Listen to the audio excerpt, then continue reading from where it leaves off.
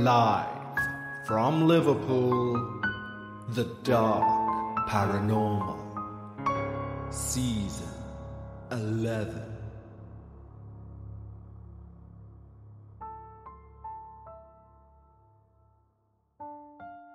Hi everyone, and welcome back to the Dark Paranormal, Season 11. Firstly, as usual, a huge thank you to everyone who's reached out following last week's episode, Hereditary Hauntings.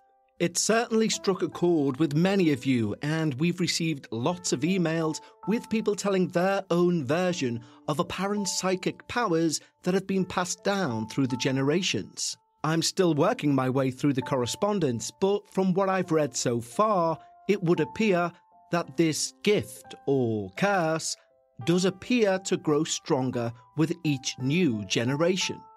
So once again, a huge thank you to everyone who reached out, and if you'd like to contact the show, you can do so by emailing thedarkparanormal@hotmail.com, or you can visit our website, thedarkparanormal.com, and click the Contact Us link. And you especially may want to make a note of that email address if you wish to submit your true paranormal experience for Season 12.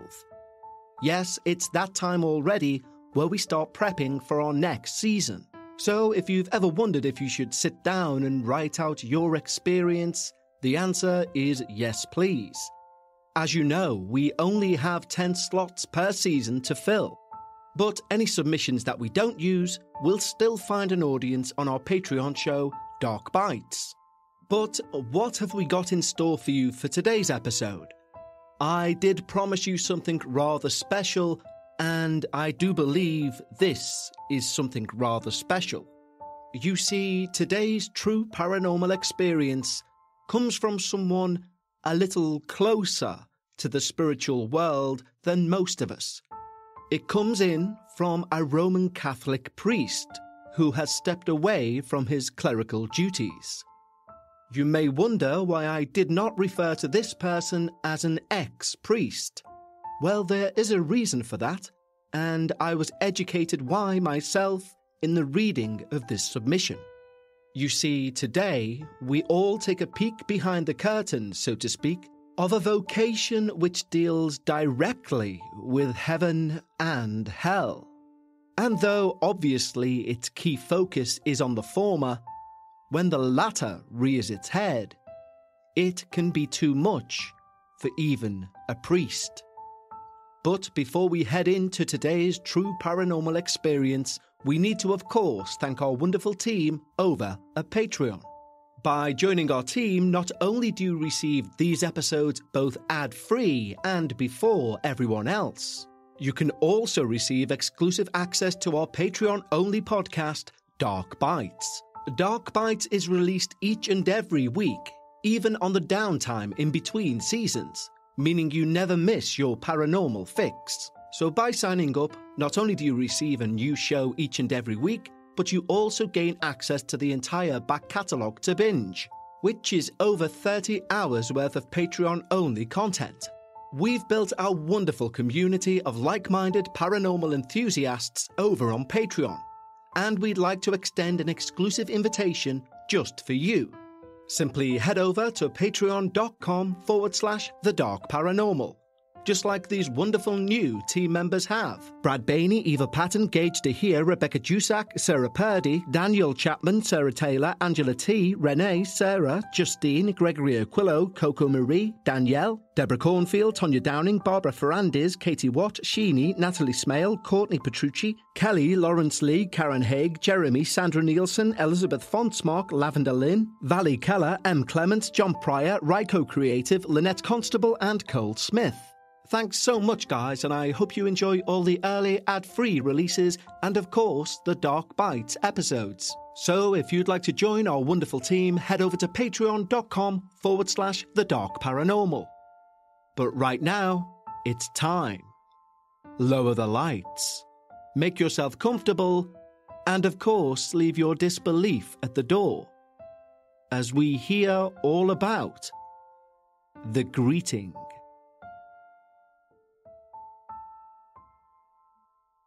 I'll begin immediately by stating I'm going to remain anonymous. I promise you the details herein are 100% honest, with exception to names for obvious reasons, and that will become clear, and of course the location that this took place. For the purposes of my experience, we'll say this all happened in Birmingham, England, which is a location I served, but again, not where this life-altering experience happened. Where I served may have given you the thought I perhaps worked in the military or a similar vocation. But no, I was a Roman Catholic priest. Well, even that sentence is not as simple as it seems, because although I requested to be laicised, and that request to be released from my clerical duties was granted by the bishop, I'm always technically a priest. This is because being ordained a priest is similar to being baptized. To a Catholic, it's a sacred ordination. Therefore, in the eyes of the Church at least, once a priest, always a priest. Basically, this means if I chose to return to the priesthood in the full state, I wouldn't need to be reordained. It would instead largely be an administrative affair, just to arrange my reinstallment. Not that that ever will take place. I didn't walk away for love. You may not be aware, but even celibacy must continue after you step down. You can request for that to be overturned, but even for a local parish priest, that decision goes to and can only be made by the Pope himself. And the percentage of acceptance, well, is in single figures. Therefore, if you ever meet a married former Roman Catholic priest, they've either received this very special dispensation via the Pope, or they've abandoned their religion, gone AWOL, if you will. So, with me, from a Catholic authority perspective, and in emergency situations only, I could, for example, give the last rites, hear a deathbed confession, and absolve that individual of their sins. Once a priest, always a priest. But I'm not allowed to say the official Mass. I gain no financial aid through the Church. I have no official title. For example, although some still do refer to me as such, I'm no longer a father. I'm just Stephen. But more importantly for me, I have no parishioners to serve. Sounds selfish, doesn't it? Not very Christian of me. But I have my reasons. I come from a family of atheists, so it's hardly the career path that any of them saw coming. But I still recall the day I decided my vocation. It was the funeral of my mother's auntie, my great-auntie, I guess, although we were never close.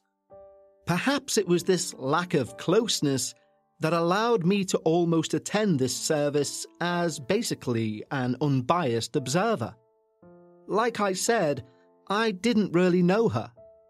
I had no emotional skin in the game, so to speak. I only went with my mother as my dad was unable to go with her. And at 15, I'd never even been to a funeral. In fact, I'm pretty sure that was my first time entering a church. Even my mother acted like our attendance was a mandatory inconvenience, angry at the fact we even had to go. And she's bloody Catholic, I recall her saying as she got herself ready. They go on forever, these things, she finished, clipping her makeup bag shut and stomping off downstairs. But that day changed my life. The serenity of the church, the organ music, the smell of the place. I was in awe. The sheer emotion poured out by the mourners, and the priest explaining their tears were understandable, but wasted. As my great-auntie, as he put it, had simply been called back to God. And in the same way we celebrated God allowing her into our life, we should now too celebrate her return. And most importantly, celebrate the life she had and the memories she gave us while she was here. Of course, I had minimal memories of this woman to celebrate, but the phrasing of this lady's spiritual journey and the effect it had in consoling those crying in the pews blew my young mind. The smell of the incense as he gave final blessings was the final straw for my spiritually vacant young self. I was convinced. This is what I wanted to do in life, to become a priest. Other priests I've spoken to about the reasons why they and I joined the priesthood have said that mine was a true calling, implying there was something divine in that church which touched me. Well, maybe it did. I'm still a practicing Catholic, and I've seen the power of the Lord firsthand. Ironically, it was my lack of ability to utilize that power that led to me asking the bishop to step down. My first parish was in a rough neighbourhood, and there were times within those 3 years I questioned if I had what it takes. We had everything from collection plates being stolen to church windows being smashed. Every month seemed to bring with it some challenge or other. Eventually, I was asked to move to another parish, due to the passing of their parish priest. He'd apparently been struck by a train. Rumours persisted on whether it was a slip, a push, or a purposeful step from the platform. That priest was in his late 60s, and I, then mid-30s, had my work cut out trying to win over that congregation. You see, I've always tried to carry some levity in my sermons. Far from fire and brimstone, I always try to have the congregation leave with a smile, pushing the positives that true faith should offer. But apparently my predecessor was quite the opposite, and commanded silence throughout the Mass, before delivering a fire and brimstone sermon. Thankfully, I eventually won them round. It went from being ignored as I stood outside bidding them goodbye to empathetic smiles, even a "you'll get the hang of it eventually," despite being 5 years into the priesthood. And finally came the acceptance. They got what I was trying to achieve. This newfound relationship led to an increase in knocks at my front door. The usual requests: if I could say Mass for someone in hospital, if I could hand out an award at the local community hall, and of course house blessings. It was at one of these house blessings that the first steps to me exiting the priesthood happened. I just didn't know it at the time. I'd received a note slipped under the presbytery door. A young lady named Josie explained in few sentences how she, her husband, and newborn daughter had just moved into a home in the area and wished for a house blessing. I called the number on the paper and arranged to go around that coming Thursday evening. House blessings are an exceptionally common request. Most Catholics, if practicing, will request one if they move into a new home. Although Hollywood would have you think differently, there doesn't need to be anything paranormal or untoward happening for a house blessing to take place. Some people just feel it clears the space, removing, to them at least, any traces of past tenants and allowing them to make a fresh start in their new abode. Well, this wasn't the case with Josie. There was a bad vibe as soon as I set foot in the place. Josie nervously welcomed me and explained her daughter was asleep in the cot in the living room, and that her husband had gone down the pub. She anxiously laughed. "He thinks it's all nonsense. Sorry, Father." I smiled back. "Not a Catholic, then?" "What?" she replied. Then, "Oh, sorry, no, he's not. I meant he thinks what's happening here is all nonsense." Josie was clearly agitated. She had bruises on her arms and wrists. I sensed from the overall picture that they were down to her husband. Noticing I'd noticed, she pulled down the sleeves of her cardigan and rubbed her arm. Upstairs, someone walked across the landing. We both looked upstairs and paused. "Is there someone—" I didn't get to finish due to Josie's frantic shaking of her head. I forced an anxious smile and said, "New houses have new sounds we're just not accustomed to sometimes." She half smiled back. "I'll start upstairs, actually," I said. "Anywhere in particular you want me to stay away from?" Again she shook her head. There was a yet-to-be-fitted baby gate laying on the stairs, which I stretched to step over.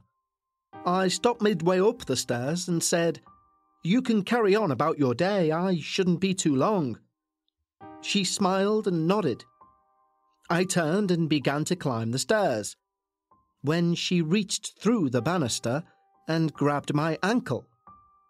Or at least, I thought she did. But when I turned my head down to see what she wanted, I could see she was already sitting in the living room. Nothing was around or even near my ankle which could have given a similar effect. A sense of fear crept in, not something I was used to. At that time, at least. I cleared my throat and straightened my back, a sincere attempt to calm myself. I took a calming breath and continued up the stairs. As I reached the landing area, the first room was the bathroom on the left. I usually would work in a clockwise direction, from a room perspective, when blessing the upstairs of a residence. It was a small bathroom, even for a small family. A smell of damp was in the air as I began my... Startled by the sound, I turned my head to see the shower had come on. This wasn't an electric press one button type of job either. This was a metal hose connected to the taps, with a stop tap in the middle of the taps, meaning if you wanted water to pour from the taps, you pushed the stop tap down, and you would lift it up if you wanted the water to be diverted to the shower head. But either way, the taps needed to be turned on, physically. I didn't recall hearing either tap turn before hearing "I'm so sorry, Father." Josie burst past me, plunging down the stop tap to turn off the shower and then frantically turning the taps to cease the flow of water. "That happens once or twice a day," said Josie, nodding towards the bath as she stepped back to my side. Could it be a plumbing issue, maybe?" I asked. But here's the thing, and I recall this sensation vividly. As I awaited her response, my heart pounded like I'd never experienced in my life. An innate, almost primal sense of danger. Later on, you'll hear about the certain type of clergy I was in the circle of, but they all have their own tales like this. They all recall the first moment they experienced what they termed the greeting. Let's take a quick break to talk about Drizzly, weddings, college graduations, your stepmom placing third in a dog grooming competition. We've all got reasons to celebrate this summer, and a lot of reasons to gift. So give them something they'll love. Don't reinvent the wheel. A nice bottle of something is always a guaranteed winner. And you can get it all from Drizzly, the go-to app for alcohol delivery. With Drizzly, you can shop from a huge selection of beer, wine and spirits and get them all delivered from stores near you. Looking to save some dough? Compare prices and find the best deals on the best drinks. So you can spend that extra dough on something that you really, really, really need, like a ginormous pink inflatable flamingo. Then get all those drinkable gifts delivered to wherever the summer shindig is digging. You'll probably be getting a thank you card in no time. And ordering is so easy. Download the Drizzly app or go to drizzly.com. That's DRIZLY.com today. Ding dong, it's Drizzly. You must be 21 plus and not available in all locations. The greeting, you may ask? Well, that's a term which my clergy friends used to mean the moment you are made aware of the presence of a spiritually malevolent force for the first time. That moment where, even for a priest, your mind spins and you question everything. Because here is the thing. Being a priest relies inherently on belief. For example, the Eucharist, the breaking of bread and drinking of wine which happens during a standard Mass. A priest believes there is an actual transformation of these worldly items into the body and blood of our Lord Jesus Christ. However, physically, in front of your own eyes, the bread does not become flesh, and the wine certainly doesn't become blood. A priest, however, believes even though there is no physical and visible change, the transformation has taken place. The entire principle is that Christ does not need to physically prove his existence. However, the devil does, or at least he relishes it. He takes pride in showing what he can do at will on earth. Even as a priest, 99% of the time, the closest that we feel the presence of Christ is through emotional, spiritually uplifting experiences. The greeting, on the other hand, is a brick through the window of your reality up to that point. It both gives you an awareness of the devil's work and reaffirms your faith in the power and love of the Lord. "We've had a plumber out and he said it's fine," said Josie, biting her nail. I went through the blessing quicker than usual, still trying to understand what I'd experienced. But as I stood in the hallway packing my things together, Josie passed me her coat, and the very real image of her bruised arms snapped me back to reality. "Josie, I'm concerned about those bruises," I said softly. She didn't reply. She just froze. "Did your husband do that to you?" Josie slowly nodded, but quickly smiled and said, "Alan has a bit of a temper, but he'd never hit me."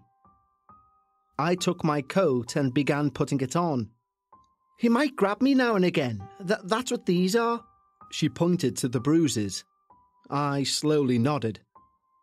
"Josie, do you feel safe here?" Josie paused, and then she shook her head. As I was about to begin discussing the steps we could take, police involvement, support from domestic abuse counsellors, she took a step towards me, leant in, and whispered, "Not because of Alan, though." Behind her, I watched as a pan bounced across the tiled kitchen floor. She sighed and smiled and said, "In fairness, I don't think I put that away straight." I smiled back and opened the front door. "Well, if you need any help, for anything, you know where I am," I said. Josie nodded and headed for the kitchen as I made my way out of the house. As I turned to close the door, Josie had her back to me. She was wearing a top which had an exposed back, save for a few straps. And I noticed she had a large, deep scratch from the nape of her neck straight across her back in a diagonal line towards the right. I paused, debating whether to say something, before deciding against it and closing the door and heading home. There are moments in life that I truly believe are glimpses of God's work, glances behind the curtain, so to speak. If synchronicity is beyond coincidence, then these moments are beyond synchronicity, or synchronicities bursting with guidance and purpose. One such moment came that very night. I arrived home to an email sent via the bishop's office, asking for priests to apply to travel to Rome to join the IAOE, better known as the International Association of Exorcists. It would be a 3-week course to become trained as an exorcist. Apparently, the current diocese exorcist was due to retire in the upcoming year, and therefore, as each Roman Catholic diocese is required to have at least one trained exorcist in their ranks, the diocese was seeking candidates willing to take up the task. After the day I'd just had, I replied there and then to show my interest. Apparently, only 2 priests in this rather large diocese applied, myself and an older priest, who I'll call Father Mulvaney. I was pretty sure he would get it over me. What with a combination of time served and a greater knowledge of the diocese, and ignoring the fact he looked like an exorcist. But whatever I said in my discussion with the bishop must have had an effect, because 3 months later, I was on my return flight from Rome, officially the exorcist for the diocese. I'm not too sure what I expected on my return. Perhaps access to an inbox of correspondence of the possessed and damned throughout the diocese. But no, pretty much everything remained the same. My second day back, Suzanne, one of the ladies who arranged the flowers for the church and watered my plants whilst I was away, knocked on my door and explained with a very serious and concerned face that she would visit the parochial house after work every other evening to water said plants. And each time she did, a dishevelled and gaunt-looking young woman would knock, saying she noticed the lights were on and wondering if I was home. I knew it was Josie before Suzanne blurted out, "She said her name is Josie and she needs your help." I called Josie's number that evening. No reply. I was on tenterhooks all evening expecting her to rap at the door, but she didn't come. The following morning was bright and warm, so I walked to Josie's home, and I knocked on the door. "What the fuck do you want?" Ah, this must be Alan. He didn't look in the mood for conversation either. His left eye black and blue, and relatively fresh claw marks on his cheek. And, oh dear, I was in civilian clothes, just about to ask him where his wife was. This could go badly, I thought. "Hi, I'm Father Stephen, the parish priest," I quickly blurted out. And, "Move out of the way, Alan," said a clearly embarrassed Josie, elbowing him back into the house, much to my relief. "Are you okay?" I asked.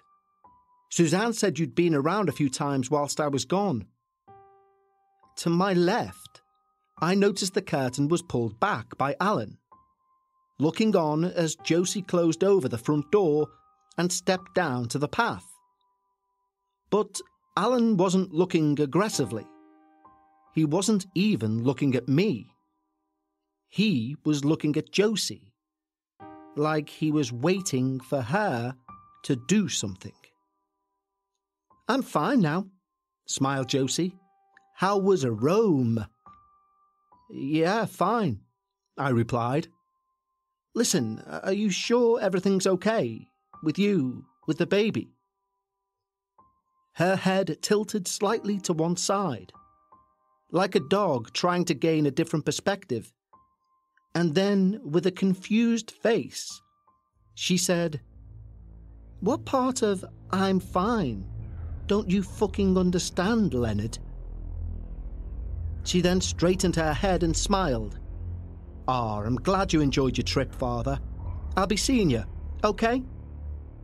I nodded back, bewildered, and headed out onto the street.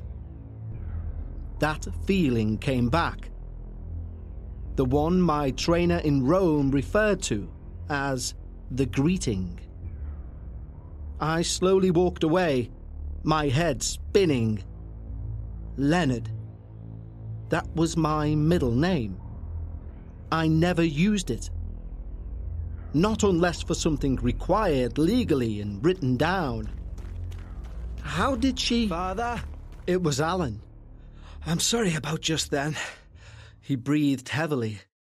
"Listen, she's not right. Something's in her. Something's got her." He pulled at the polar neck of his jumper. "See this?" There was a purple bruised handprint on his neck. "The other night she lifted me against the wall, one-handed like this." He gestured, lifting someone with his hand. "And she just started growling at me. Then the clock flew off the mantelpiece and caught me right here." He pointed at his bruised eye. "Then the next night, we're in the kitchen, and she's cooking dinner, you know, and we're just chatting about stuff.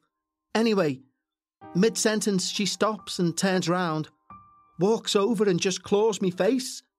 He points to his cheek. "No expression on her face, her eyes just glazed over. Then she walks back to the oven and carries on talking like nothing's happened, completely oblivious. You've got to do something." I nodded, taking in this information, and the sight of this clearly troubled, albeit abusive man asking for my help. Trying to think clearly and recalling my training, I asked if she was on any medication or had any mental health concerns. Alan shook his head to both. "No. Oh, no. Oh, yeah, but she can fucking speak French now. Out of nowhere. I'm sorry for swearing, Father." "Don't worry," I said. "What do you mean?" "I mean, she doesn't speak other languages. She struggles with bloody English. But I done French at school, so I know what it sounds like. And the other morning, I listened to her outside the baby's room, and she was talking to her for about 20 minutes in full-blown French. I mean..." He shrugged. "What do you make of that?" I involuntarily shrugged back, but my mind was everywhere. In Rome, we learned there are certain tells in regards to genuine possession. Knowledge of the unknown, supernatural strength, and talking in languages previously unknown to the individual are some of them. And if Alan was telling the truth, plus her calling me Leonard, well, everything was pointing in one direction. But I needed guidance, quickly. I made an excuse and said I'd be in touch, and I speedily headed home, making an urgent appointment with the bishop. As is the way, only a bishop can authorise an exorcism, and only after thorough medical and psychoanalytical checks have taken place. My problem was, I didn't believe Josie would be open to such tests. And this I explained in depth to the bishop during our meeting together. When I finished, the bishop nodded to himself for some time, fingers steepled. "Confession, then." "Sorry?" I replied. "Try and get her to go to confession." Penance is as good as any exorcism, and much less paperwork. Seriously? I thought to myself. What was the point in sending me to Rome then? But I found myself saying, OK, I'll try. I called Josie's number and she picked up straight away. She sounded like her usual self, and when I suggested she come over to the house for a chat, she seemed excited, privileged almost, and said she would come over that afternoon. I kept staring out of the window, waiting for her arrival, rehearsing my words to convince her to go to confession. Maybe she would just agree, and I was overthinking things. I heard the front gate go and watched Josie push her pram up the path. I hurried to the door to greet them. "Ah, hello, Josie, and who's this little one?" I asked, smiling and leaning into the pram. "This is Alice. Say hello, Alice," said Josie. The baby seemed content enough, though, chewing on whatever toy was in its mouth. "Please, come inside. Would you like a tea?" I asked. "Yes, please, Father," she smiled, putting the brake on the pram and getting Alice out to hold her. "Go on through to the living room. I'll be in a second." I headed to the kitchen and made a pot of tea, placing it on a tray with cups, milk and sauces and an array of biscuits, and headed back into the living room. I must say that I dropped the tray, because stood in the centre of my living room was Josie, her eyes glazed over, pupils wide and black, and above her head, holding her up with both arms like an offering, was Alice, calm as you like, still chewing her toy. "Josie!" I gestured with my hands for her to calm down. "Put Alice down gently and let's talk." Josie slowly looked down at my glass coffee table to her right. "Shall I drop her onto that? See what happens?" She smiled. I didn't recognize her voice. There was a pause. I was frozen with indecision. Panic set in. Unadulterated panic. "Josie, please." I took the faintest of steps forward. Josie began growling at me. My coffee table moved by itself to block my path. "Josie, please stop," I begged, and it's then I noticed she had bloodstains on the front of her t-shirt. I quickly glanced back and forth between Josie and Alice to see if Alice was hurt in any way, which she didn't appear to be. I felt faint. I dropped to my knees, closed my eyes, and began praying to Our Lady over and over and over. Eventually, a hand touched my shoulder, and I jumped. "Father, are you okay? What's wrong?" It was Josie. She was now her normal self. Alice was sat on the floor, undisturbed, chewing that same toy. I faked a smile as best I could and nodded, standing but shaking. I said I wasn't feeling too good and maybe they should come back another time.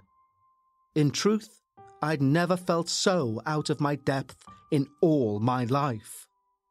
Josie nodded with a genuine concern and placed Alice back in her pram and headed off down the path. I closed the front door and slumped against it. I cried for what felt like hours. I'd never felt so lost. The priesthood can be like any other layman job. You still want to impress your boss, prove yourself worthy. And so the next day, I formed a new plan. I was going to confidently tell Josie that she needed to come to confession, and let the cards fall where they may.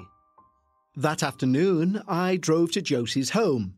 I brought along a fellow priest with me, one who had the ear of the bishop more than most, just in case Josie turned, and I would have a reputable witness. Turning the car onto her road, I immediately noticed the police present. Crime scene tape. A forensic van. My heart was in my mouth. Parking across the street, we introduced ourselves to the officer in charge.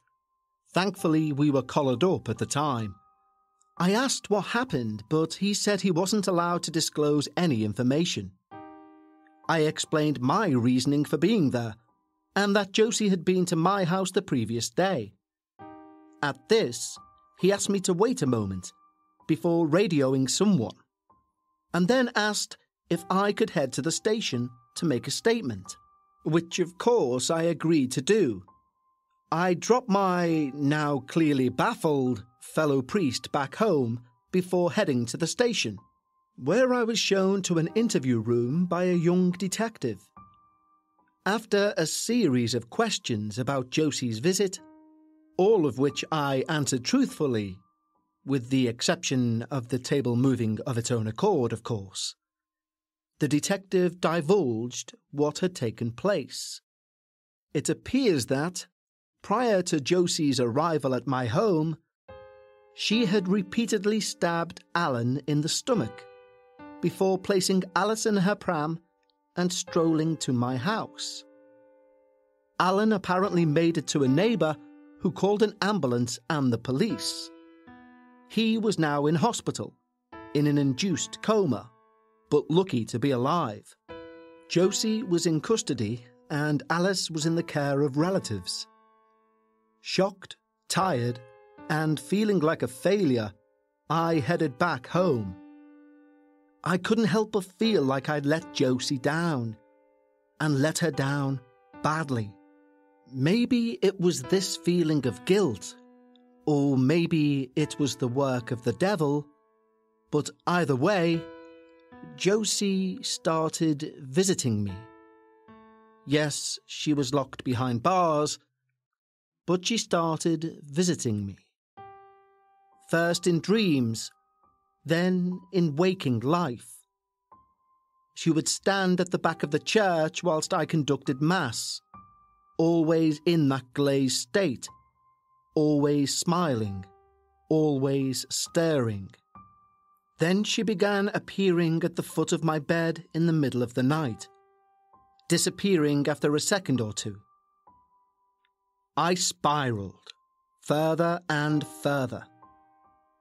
The day I knew I could no longer serve was during someone's confession.